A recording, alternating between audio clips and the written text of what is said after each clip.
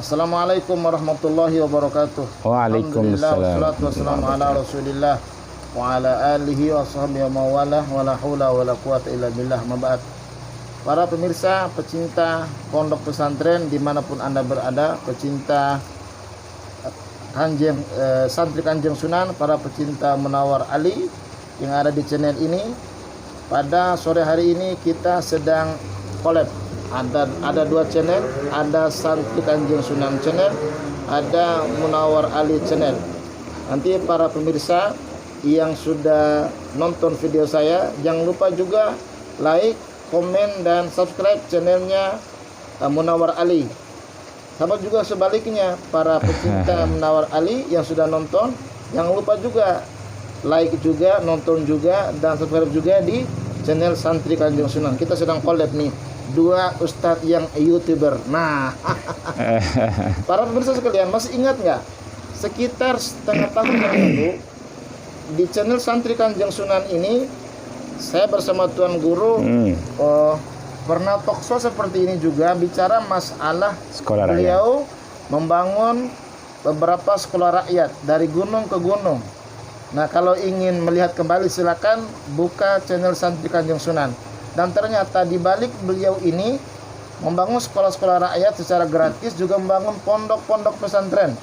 Ada Minhajul Karomah yang ada di Bogor, dan juga ada pesantren Kampung Al-Quran yang ada di Bogor juga. Ada Al-Barokah. Ada Al-Barokah juga yang ada di Bojong, ya. Gede. Ada juga yang di Lampung. Di Lampung, yang kerjasama sama salah seorang tokoh bangsa ini. Ya. Saya nanti biar beliau yang akan menyebutkan siapa yang berkontribusi di sana. Nah, para pemirsa sekalian, saya sekarang sedang berada di pondok yang ada di Bogor, pondok pesantren Kampung Al-Quran yang beliau bangun rintis dari nol. Ini adanya di Bukit Menir, tidak jauh daripada Gunung Salak Endah. Nah, sudah saya sampaikan beberapa bulan yang lalu. Nah, sekarang kita ini sedang di sini, kita akan bertanya kepada Tuan Guru bagaimana sejarah membangun pondok ini jauh dari Jakarta, jauh daripada hiruk pikuk. Sekitar kiri kanannya ada gunung, ada sawah, ada kali, ada rawa, dan lain sebagainya. Nah, kita akan bertanya kepada Tuan Guru. Kita sapa dulu. Assalamualaikum Tuan Guru. Waalaikumsalam warahmatullahi wabarakatuh. Sehat Tuan Guru ya? Sehat, alhamdulillah. Ustadz Hakim juga sehat ya? Alhamdulillah sehat. Alhamdulillah. Tuan Guru, mohon diceritakan kepada para pemirsa sekalian bagaimana proses Tuan Guru datang dari Jakarta yang tadi tinggal di Depok, ya kan, sampai naik ke gunung ini, bukan turun gunung, naik ke gunung, turun di Bogor ini untuk membuat satu wadah pesantren mengkader para santri penghafal Quran. Mangga Tuan Guru. Baik, bismillahirrahmanirrahim. Assalamualaikum warahmatullahi wabarakatuh. Waalaikumsalam warahmatullahi wabarakatuh. Syukur alhamdulillah pada sore hari ini kita diberikan nikmat iman Islam sehat walafiat oleh Allah Subhanahu wa taala, sehingga kita bisa berjumpa kembali walaupun di dunia maya ya. Ini karena Ustadz Hakim ini guru kita bersama, beliau juga membantu saya untuk mengajar kitab kuning di pesantren Kampung Al-Quran. Dulu juga di pesantren Nusantara di Depok ya. Beliau alhamdulillah. Nah, ketika membangun pesantren ini memang dari nol, betul kata Ustadz Hakim tadi. Jadi saya istilahnya dijeblosin sama guru, Ustadz. Saya bilang begitu karena guru saya yang punya jasa besar, yang nyolek saya, karena saya selama ini memang asik dengan dunia pendidikan umum ya, memang untuk anak-anak yang nggak mampu di gunung-gunung kita bikin ada beberapa tempat. Nah, kata beliau ke saya, kamu kan punya modal ilmunya, agamanya, dan juga ilmu Al-Quran punya. Kenapa tidak bikin pesantren? Iya, benar. Iya, saya kira ada benarnya pemikiran beliau. Tapi namanya kita kan kalau bikin pesantren kan pertama harus punya ilmunya, yang kedua harus punya uang yang banyak, Ustadz. Iya, karena modalnya harus ada. Kata orang kan la budda bil mal, ya, kulla syai'in la budda bil mal, ya. Tiap segala sesuatu itu wajib dengan uang, gitu lah ya. Ya, apalagi membangun gedung itu ya kudu kata orang Betawi ya, harus pakai uang. Jangan pakai doa. Nggak bisa pakai doa aja gitu ya. Doa perlu penting ya, tapi ya semua itu butuh uang. Butuh uang, iya. Nah, itu sempat saya mikir keras, Ustadz. Iya. Ini bagaimana lagi ini tugas nih? Karena saya pikir jangankan untuk membangun gedung yang besar, ya membebaskan tanah dan sebagainya, itu kan butuh uang semuanya. Benar. Tapi memang mungkin karena guru itu tahu ya kita punya kemampuan, kapasitas, ya jaringan. Jadi beliau tentu tidak asal bicara. Benar. Ya. Nah, contoh ketika saya mulai di sini atau mulai di Minhajul Karomah yang di Caringin, ya Desa Tangkil, ya Desa Tangkil itu disuruh memulai bikin pesantren dan semuanya itu harus gratis. Iya, gratis. Ya, saya melontarkan satu pertanyaan kepada guru saya, Kiai, ini kalau saya bikin pondok, bagaimana makan minum santrinya, ya biaya listriknya, biaya ustadznya yang bantu ngajar, ya makan minumnya santri, pokoknya semuanya lah. Ya overheadnya kan tidak sedikit, walaupun kecil pesantren itu kan namanya menampung anak orang 24 jam itu kan butuh gula, butuh kopi, butuh teh, segala-galanya. Saya bilang di awal tadi kula saing la budda bil ma. Jadi iya, jadi memang cara berpikir saya yang awam, yang juga matematis, ya saya kira wajar juga, ya manusiawi. Karena semua itu kan harus dihitung uangnya berapa, kalau bangun batakonya berapa, semennya berapa, sak pasirnya berapa, kibik itu kan, semuanya lah, kayunya dan sebagainya. Nah, tapi kata dia apa? Itulah yang membuat saya itu kayak di strum saya, Ustaz. Ada bimbingan dari guru tetap. Iya, tentu. Murabi itu penting dalam segala hal. Jangan Ustad, gitu. Iya, irsyadul ustadzun itu penting. Jangankan kita, Rasulullah SAW itu juga dibimbing langsung oleh Jibril alaihissalam. Ya. Ya, bagaimana Nabi Musa didampingi juga oleh Harun gitu ya. Ya, hampir semua begitu para pendakwah. Jadi guru ini nyuruh, lalu saya bertanya bagaimana makan minumnya. Jawabannya enteng banget. Namanya kiai ya. Kiainya juga kiai khas ya. Nah, beliau katakan ke saya, lah itu mau urusan saya, kata dia. Nah, saya yang minta langsung ke Allah. Ada sambungannya. Iya, ada wifi-nya ya. Jadi itu urusan saya, katanya. Biar saya aja yang langsung mintakan ke Allah. Dan saya memang membuktikan ada orang yang membawa makanan itu 1 truk betul dulu. Itu di luar dari dugaan saya ya. Tapi mohon maaf Tuan Guru, ini guru atau murabi ini kira-kira sosoknya seperti apa? Barangkali bisa nggak disebutkan nama atau apa gitu? Iya, nama nggak apa-apa. Beliau memang punya namanya ada beberapa. Ya, namanya beberapa. Memang beliau ini mastur ya, mastur. Orangnya sembunyi. Tapi membuat masyhur. Iya, jadi betul. Yang membesarkan masyhur itu adalah mastur.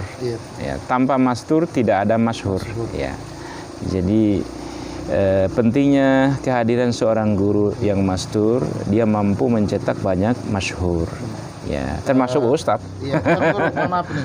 Nah, itu kan yang di Pondok Minhajul Karomah. Iya. Kira-kira begitu, kalau yang di Minhajul Karomah kan sudah ada yang ngurusnya. Betul. Ada ustadz yang mengurusnya. Ya. Nah, sekarang Tuan Guru sudah langsung turun di Pamijahan ini, di Ciasihan ini, membuat satu wadah. Nah, proses menuju ke sini nih seperti apa Tuan Guru? Iya, sebelumnya kita memang pernah numpang gedung orang di Depok ya. Ya, saya memulai di situ 3. Pesantren Nusantara. Iya, Nusantara dulu namanya. Nusantara karena saya mikirnya besar ya. Walaupun ada yang mengaitkan dengan Islam Nusantara ya, biarin aja lah. Iya, karena kita hadir jauh lebih dulu daripada Islam Nusantara. Iya. Nah, pesantren Nusantara itu saya mikirnya besar dulu itu, pengen sekali saya anak dari berbagai daerah itu bisa belajar Al-Quran, habis itu bisa ngaji kitab kuning. Kalau sudah tamat atau khatam, mereka bisa ngabdi setahun 2 tahun, baru mereka pulang udah punya basic keilmuan yang bagus, atau ditambah juga dia bisa kuliah gitu ya. Apakah karena kebanyakan anak-anak kami itu Ustadz di UIN sama di PT IKI kuliahnya. Ada juga yang di Al Hikmah, ya. Ada juga yang ke Aljazair, ada juga yang ke Turki, ya. Alumni pesantren Nusantara. Iya, iya betul. Ya, nah sekarang kan kita tampung semua di sini. Ini tahun ini ada sekitar 4 orang yang akan masuk kuliah. Masuk kuliah. Ya, selalu begitu saya arahkan anak-anak. Nah, kembali ke pertanyaan tadi, bagaimana prosesnya? Nah, tadi kita pernah numpang di gedung punya orang yang baik hati untuk meminjamkan, mudah-mudahan Allah berkahi hidupnya dunia wal akhirah. Orang yang meminjamkan gedung. Nah, lantaran itulah juga ada hikmahnya, Ustadz. Ketika gedung yang punya itu mau dipakai oleh yang punya, jadi saya kan harus angkat kaki. Iya, benar. Ya, harus keluar, namanya punya orang. Iya, minjam. Iya, jangan gedung itu. Kita juga milik Allah gitu. Allah. Pinjaman juga itu kan, jasad ini akan diambil juga. Nah, karena itu jadi saya tahu diri, akhirnya saya pelan-pelan nyicil tanah di sini ini, Ustadz. Ya, mungkin nanti akhir tayang ini bisa di-shoot juga ini. Iya. Lokasinya. Lokasi besar. Ya. Jadi nyicil tanah ini 2 tahun, Ustaz. Berapa ratus meter, berapa? Sekarang alhamdulillah sudah nyicil dikit-dikit 1.750. Masya Allah. Ya. Tanah buat pesantren para pemirsa nyicil. Nyicil 2 tahunan ya. Beliau ini berani berbuat baik. Kenapa Anda berani berbuat salah? Jadi berani berbuat baik, jangan sampai berani berbuat salah. Jadi beliau ini konsep kalau ada orang yang berani berbuat salah, kami akan berani berbuat baik. Iya. Demikian barangkali Tuan Betul. Guru, ya. Memang sampai ke tempat ini berani berbuat baik nih, iya, dengan cara nyicil sekali. Iya betul, nyicil itu 2 tahun. Lalu karena waktunya tinggal udah habis, mau dipakai itu gedungnya. Nah saya nyari uang untuk ngontrak 1 tahun. Kebetulan Ustadz kan pernah ngajar di gedung yang kita ngontrak. Ngontrak di PT Bijak. Nah itu setahun alhamdulillah. Nah dari setahun itulah mulai bangun asrama dulu sama masjidnya. Masjidnya yang penting ada kerangkanya dulu, lantainya belum keramik, kita udah pakai terpal. Allah. Ya, buat sholat santri, ngaji di situ, sholat di situ, semuanya becek-becekan, pakai terpal lantainya. Tapi memang Allah itu sejauh mana kegigihan hambanya, disitulah peluang akan hadir. Benar. Ya. Saya teori itu mumpuni saya kira. In tansurullaha yansurkum wa yutsabbit aqdamakum. Siapa orang yang menolong agama Allah, maka Allah yang akan meringankan bebannya. Yang menolong dia dan mengokohkan langkahnya, pijakannya. Di sini sudah berapa bulan, Tuan Guru? Sudah 5 bulan ini, Ustaz. Sudah 5 bulan, para pemirsa sekalian. Sudah ada masjidnya pun belum jadi. Iya. Lantai 1 pun belum jadi. Masjidnya buat kegiatan ibadah santri. Asramanya pun belum jadi. Lantai 1 pun itu belum jadi. Ya. Nah, seperti apa Tuan Guru pembangunannya, Tuan Guru? Ya, lantai 1 sudah alhamdulillah sudah ditempati ya Ustadz ya. Ya walaupun belum begitu bagus-bagus amat. Ya. Saya kira menuntut ilmu itu tidak harus luks ya. Ya, justru orang-orang yang sederhana itu melahirkan kebesaran. Ya. Coba kita tengok orang-orang kampung itu semua hidupnya sederhana, tapi mereka mampu melahirkan calon presiden, calon jenderal, calon gubernur, calon menteri, ya bupati. Itu lahir dari kesederhanaan. Iya. Jadi teorinya kesederhanaan mampu melahirkan kebesaran. Nah ini kenapa orang-orang kampung itu mampu melahirkan kebesaran dari anak-anak yang dia lahirkan dari kandungnya, karena mereka menyuguhkan hal-hal yang sederhana, makan minum yang sehat, makan minum yang halalan thayyiban, ya tidak dari hasil nyolong. Nah itu kesederhanaan hidup inilah jujur mereka, doanya cepat dikabulkan oleh Allah, cepat nyampe ke langit. Karena apa? Karena mereka hidupnya bersih, ya sederhana. Maka teorinya kesederhanaan mampu melahirkan kebesaran. Nah mudah-mudahan dengan kesederhanaan kampung Al-Quran ini sesuai namanya mampu melahirkan santri-santri yang mumpuni di bidangnya masing-masing, terutama di Al-Quran dan juga ngaji kitabnya. Ya Ustaz sendiri yang membimbing. Nah sekarang karena mau terima lagi santri baru Ustadz, nah saya bilang sama santri, kita kencangin sama-sama doanya, minta sama Allah. Iya, sambil kita colek teman-teman, ya diskusi, minta kontribusinya, karena dakwah tanpa support dari sesama muslim juga nggak bisa. Harus saling sinergi. Iya, harus sinergi, berkolaborasi ya. Seperti gimana tuh sabda Nabi itu kan Quran. Ya. Yang dunia ala arba.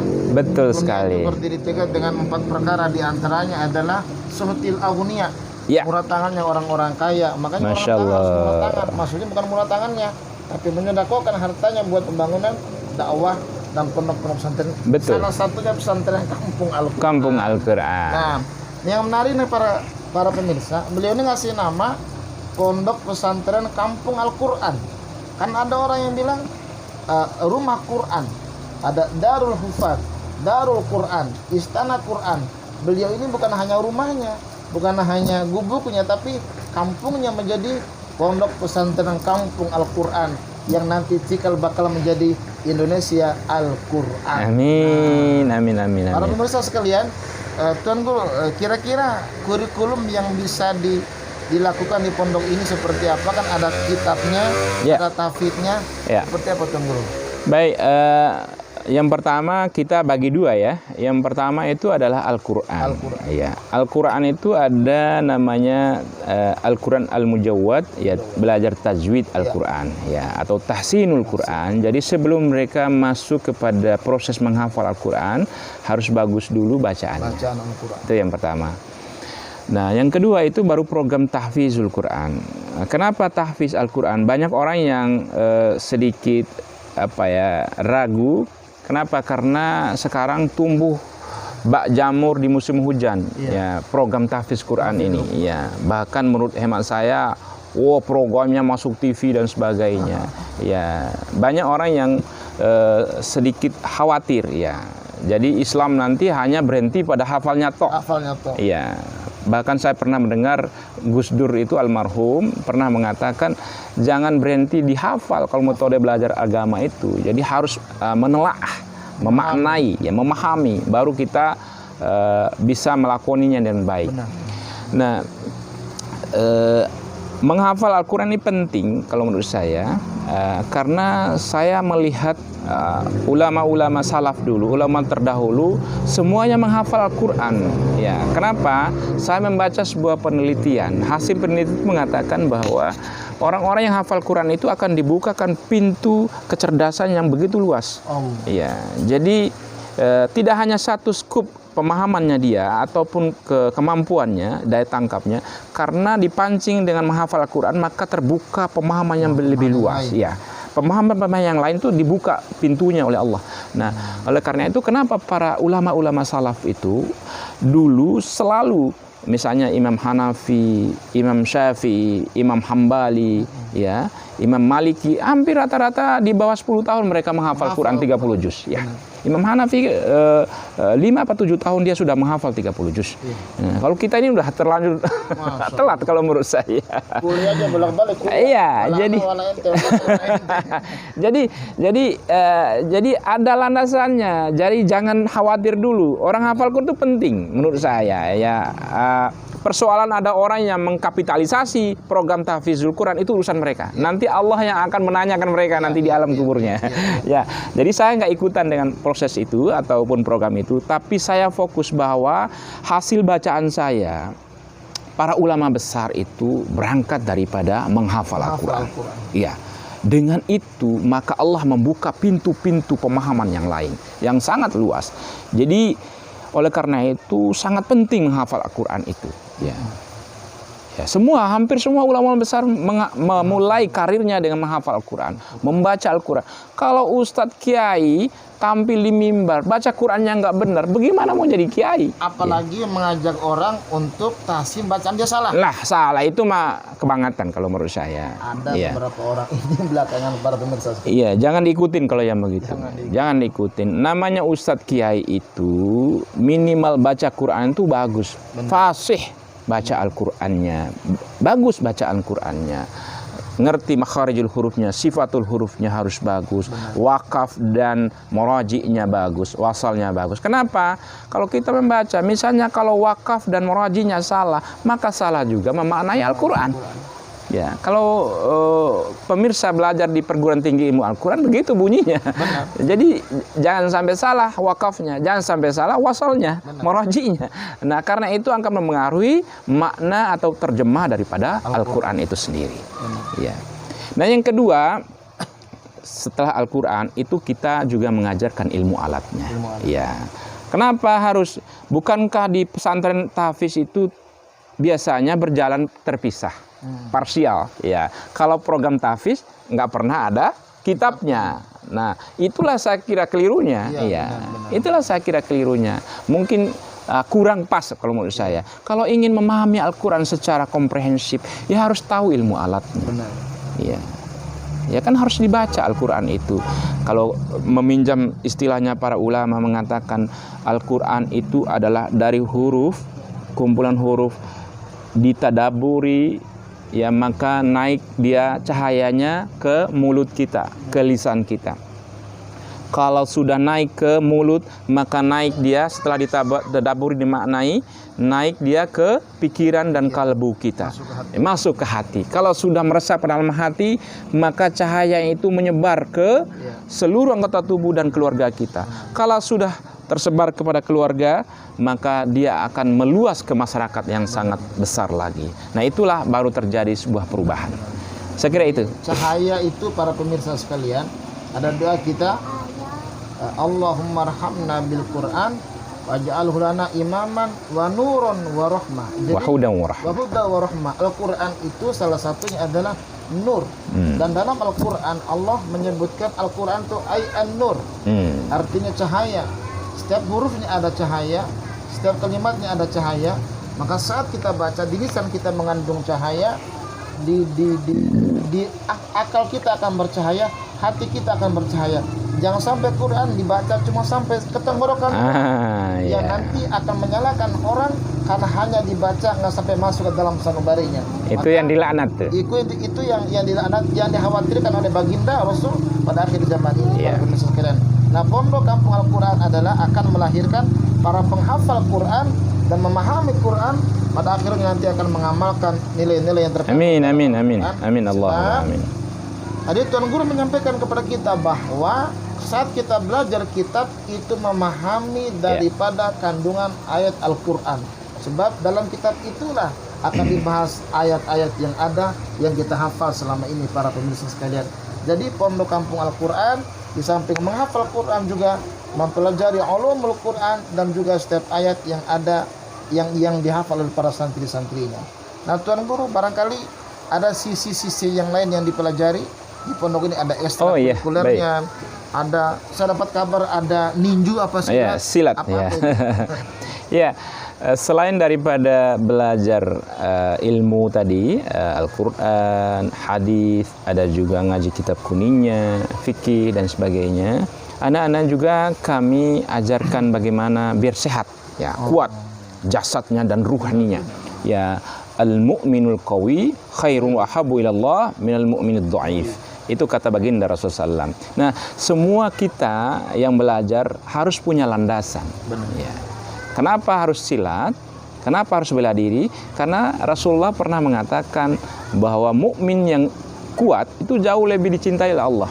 Lebih utama daripada mukmin yang lemah. Lemah fisiknya, lemah ilmunya, lemah keuangannya, lemah segala-galanya. Ya. Jadi kita mengajarkan mereka.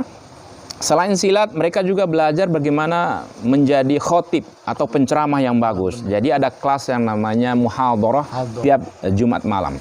Nah, tidak hanya berhenti di situ, mereka tiap malam minggu belajar juga namanya Nagmul Quran.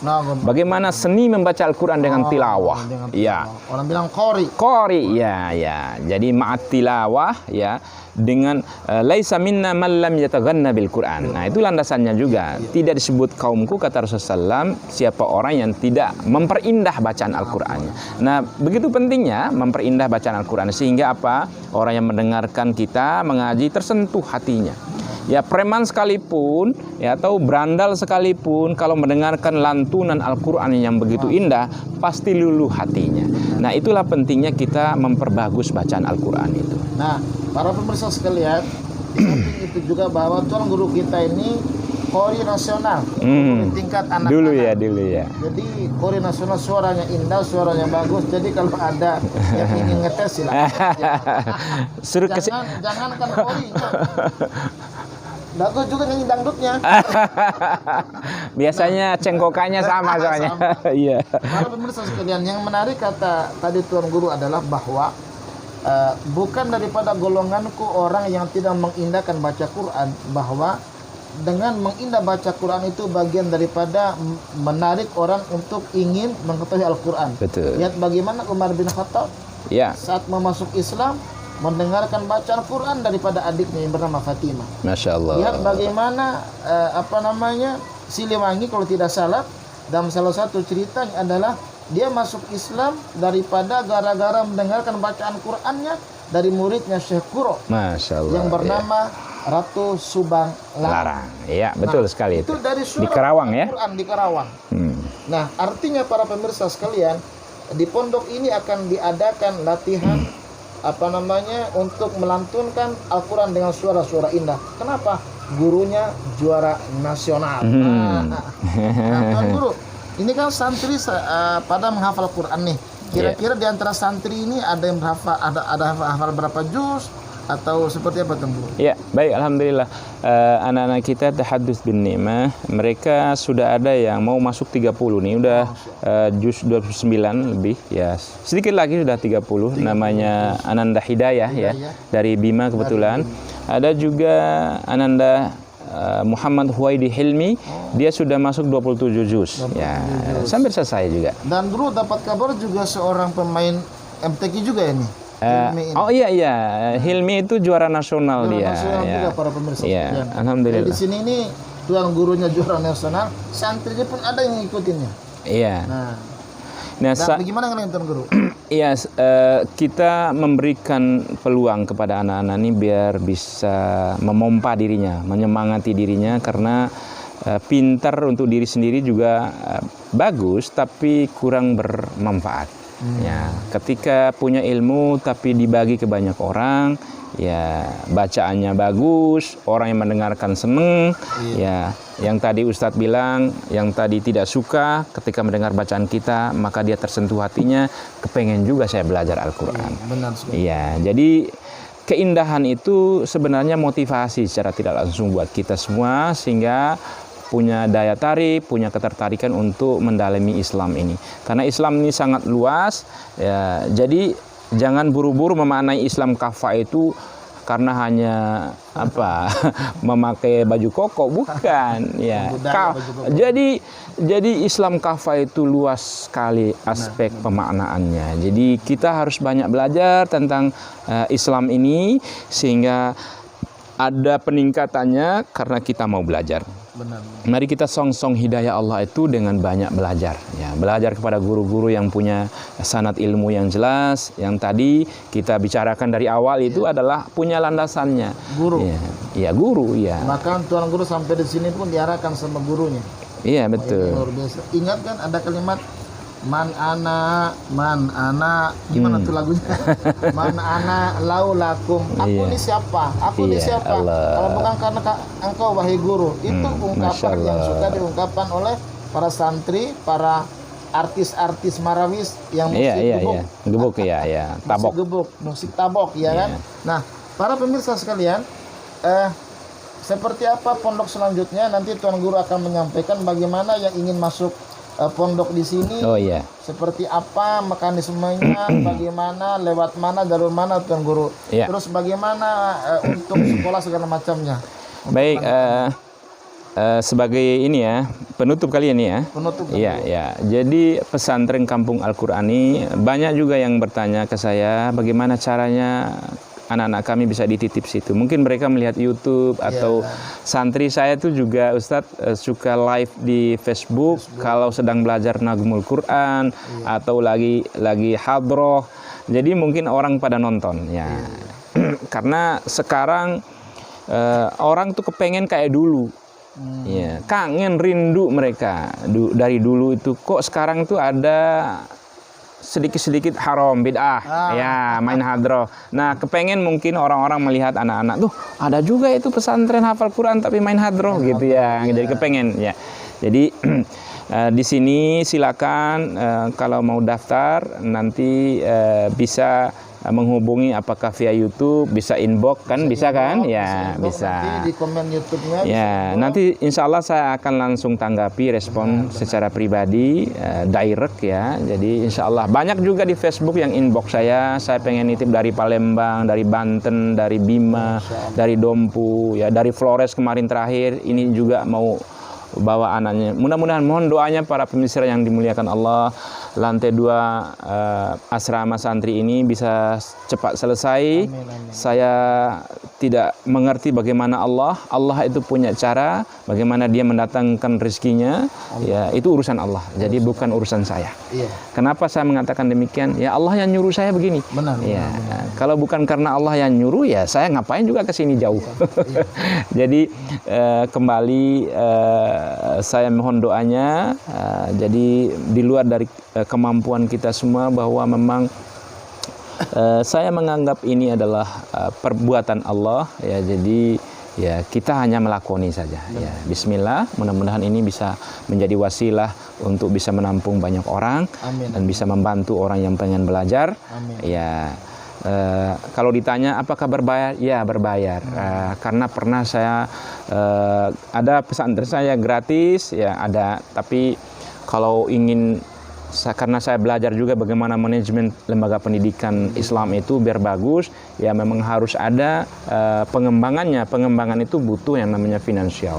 Ya, oleh karena itu saya katakan di sini berbayar ya. Sebab di dalam kitab Ta'limul Muta'alim itu Imam Syafi'i pernah menyatakan di antara kunci sukses salah satunya harus ada modal. La budda bil mal. Ya. Harus ada uangnya, jangan lupa. Ada uangnya. Mau makan kudu makan nasi, ya kan? Bayar itu nasi. Mau beli buku, mau beli kitab, semuanya ada kebutuhan kita. Nah, para pemirsa sekalian, demikian saya sedang wawancara sama tuan guru muda kita. Masih muda nih tuan guru kita nih. Kalau sudah tua masih muda lah. Masih muda ya. Masih sangat muda. Ya beda 11-12 ya. Para pemirsa sekalian, oleh karenanya lewat video singkat kami ini, apabila ada rezeki yang dititipkan Allah Subhanahu wa taala, silakan juga dititipkan kepada pesantren ini, insya Allah akan digunakan untuk membangun asrama, kasih makan santri dan lain sebagainya. Mau bikin madrasah nanti Ustaz ke depannya. Insya Allah di antara jangka panjang daripada pondok ini adalah akan membuat madrasah di samping pondok ini. Jauh insya Allah. Bebasin lahannya ya. Semoga niat yang mulia ini diijabah Allah Subhanahu amin, wa amin, taala. Amin. Dan yang ingin memasukkan anaknya mondok di sini silakan.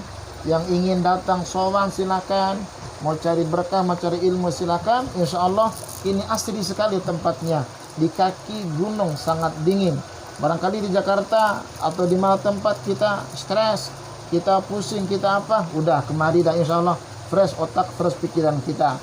Nginep 2-3 hari, insya Allah ngacas rohani di sini, ngacas spiritual di sini, pulang ke Jakarta lagi, insya Allah pikiran kita akan terus bisa melanjutkan kehidupan ini. Demikian yang bisa kami sampaikan para pemirsa sekalian. Jangan lupa yang sudah subscribe channel Santri Kanjeng Sunan, subscribe juga channel Munawar Ali. Jangan lupa juga yang sebaliknya, lihat juga channel Santri Kanjeng Sunan. Kita sedang collab. Nah, para pemirsa sekalian, demikian bisa kami sampaikan. Semoga ada manfaatnya. Hasbunallahu wa ni'mal wakil. Assalamualaikum warahmatullahi wabarakatuh. Waalaikumsalam warahmatullahi wabarakatuh.